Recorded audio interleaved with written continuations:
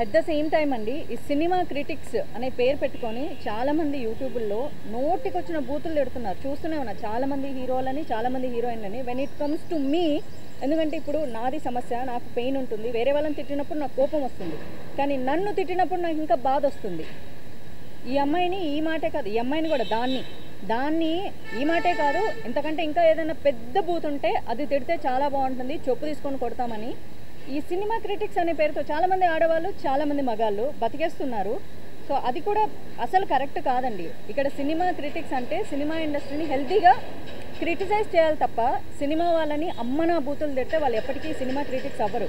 పక్కన పేరు పెట్టుకున్నంత మాత్రాన they can't be official. So ఇదొకటి నేను చెప్పాలనుకుంటున్నా. సో వాళ్ళ మీద కూడా లీగల్ యాక్షన్స్ తీసుకోవాలని అనిపించినా తీసుకొని వాళ్ళని హీరోలని, హీరోయిన్లని చేయదలుచుకోవట్లేదు కాబట్టి ప్రస్తుతానికి వదిలేస్తున్నా. బట్ రేపొద్దున నా గురించి ఇంకొక మాట మాట్లాడితే కనుక డెఫినెట్గా చాలా పెద్ద సీరియస్ యాక్షన్ లీగల్గా తీసుకుంటానని చెప్తున్నాను.